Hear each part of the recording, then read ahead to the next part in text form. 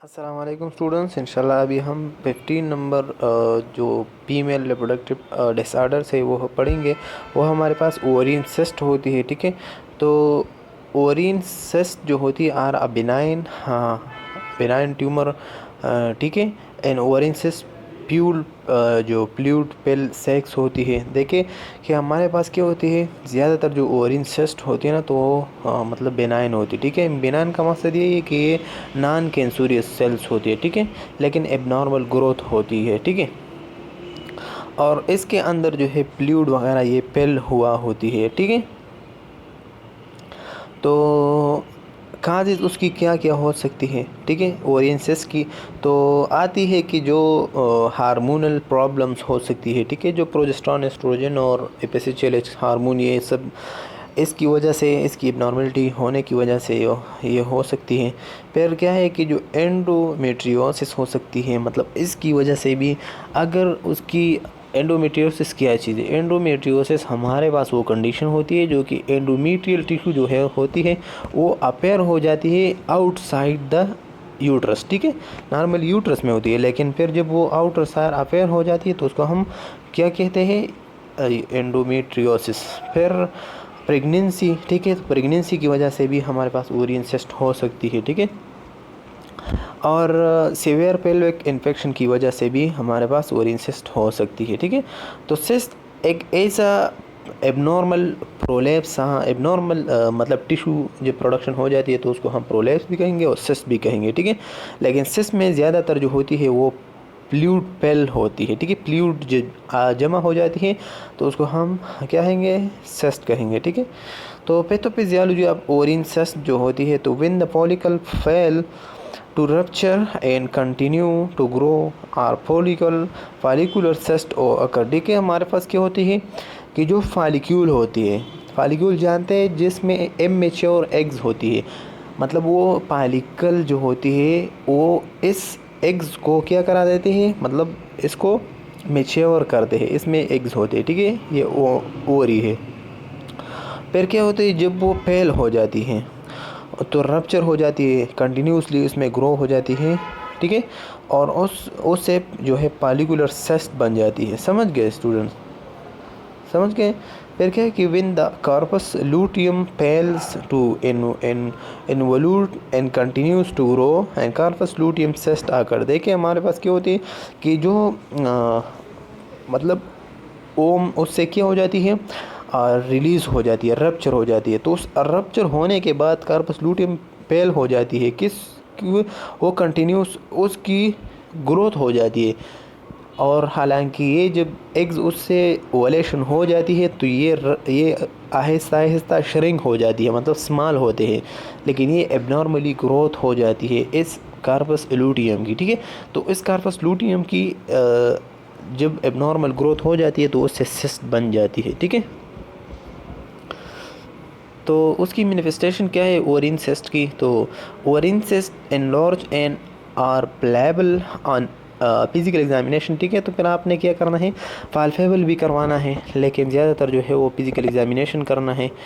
फिर दे में काज no symptom, ठीक है, तो उसकी सिम्टम्स वगैरह नहीं होती, ठीक है। एंड दे में result in a disturbance of menstruation, उसके आपकी मेंस्ट्रुएशन ये ख़राब करा सकते हैं, ठीक है। तो a feeling of heaviness, slight जो है स्लाइट विजाइनल ब्लीडिंग हो सकती है, शार्प एब्डोमिनल पेन, ठीक है। तो ये सब ओवरिन सिस्ट में हो सकती है। फिर डायग्नोस्टिक टेस्ट पर ओवरिन सिस्ट के लिए आप कौन कौन से डायग्नोसिस परफॉर्म कराते हैं, तो अल्ट्रासाउंड में हम पेल्विक की और एब्डोमेंस की एक्सरे वगैरह लेते हैं, ठीक है। और हार्मोनल लेवल की आपने टेस्ट जो है टेस्ट लेना है, ठीक है। उसकी जो हार्मोनल लेवल होती है आपने टेस्ट करना है। फिर आपने फ़िज़िकल एग्ज़ामिनेशन भी परफॉर्म कराना है, ठीक है। फिर क्या है कि मेडिकल मैनेजमेंट में ओवरिन सिस्ट के लिए जो है हम परफॉर्म करते हैं कि द सिस्ट में be remove by ovarian cystectomy, cystectomy main cystectomy ovarian cystectomy यही होती है कि जो सिस्ट बना हुआ होती है, ठीक है, ओवरी में, ठीक है, तो वो हम रिमूव करा लेते हैं, ठीक है। Often ovary cyst are not remove if the patient is experiencing any symptoms, ठीक है। हमारे पास जब अगर हम ऐसा कर ले कि जो ओवरी सिस्ट होती है हम ना रिमूव ना कर ले, ठीक है, तो फिर हम चेक करते हैं कि पेशेंट पे कोई भी मतलब उसको कोई भी पेन वगैरह की एक्सपीरियंस होती है या नहीं, ठीक है। फिर हम उसके लिए एडमिनिस्टर हार्मोनल जो थेरेपी है, तो हार्मोनल थेरेपी भी हम उसके लिए करवाते हैं, ठीक है, ताकि कोई भी एबनॉर्मल हार्मोन प्रोडक्शन हो या हार्मोन प्रोडक्शन कभी ये ना हो। तो इसके लिए स्टिमुलेशन के लिए मुख्तलिफ़ किस्म के मतलब इंटरवेंशन हम परफॉर्म करते हैं, ठीक है। फिर क्या कहे कि surgical management of ovarian cyst के लिए हम small incision using laparoscopy or through a larger abdominal incision mean laparoscopy laparotomy करवाती है और कट वगैरह लगवाते हैं, ठीक है, एब्डोमिन में। समझ गए स्टूडेंट। फिर क्या है कि during surgery cyst remove cystectomy leaving the ovary intact, ठीक है। तो फिर उसके हम क्या कराते हैं, सर्जरी के बाद उस जो ओवरी होते हैं ना वो रिमूव कराते हैं, तो सिस्टेक्टोमी। और एक हम इस कंडीशन में करते हैं जो ज़्यादातर ओल्ड एज में होते हैं, ठीक है, मेनोपॉज एज, ठीक है। तो फिर हम उसके लिए ड्यूरिंग सर्जरी जो है वो जो सिस्ट बना हुआ होती है ना तो हम रिमूव कर लेते हैं, ठीक है, थ्रू सिस्टेक्टोमी। और जो ओवरी है वो हम लीव कराते हैं, मतलब उससे क्या हो जाती है, रह जाती है। नर्सिंग इंटरवेंशन ओवरिन सिस्ट के लिए ये करवाते हैं कि provide proper nutrition diet high and fibre and iron ज़्यादातर इसलिए हम देते हैं कि ज़्यादातर उससे ब्लीडिंग वगैरह हुआ होती है और आयरन जो है वो लॉस हुआ होती है, ठीक है।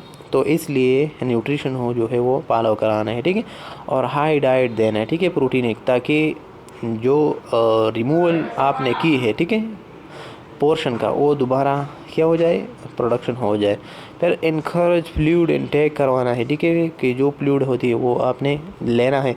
ऑब्ज़र्व फॉर वेजाइनल ब्लीडिंग, और वेजाइनल ब्लीडिंग को जो है वो भी आपने क्या करना है, देखना है, ठीक है।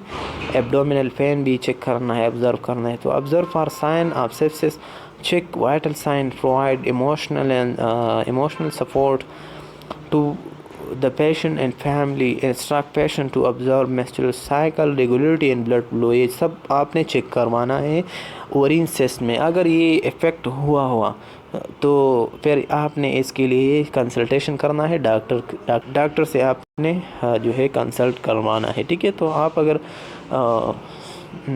ये जो है आपने अच्छी तरीके से याद रखना है, ठीक है। तो अगर आपके भी नर्सिंग लेक्चर हमत पे नहीं हो तो सब्सक्राइब कीजिए, लाइक कीजिए।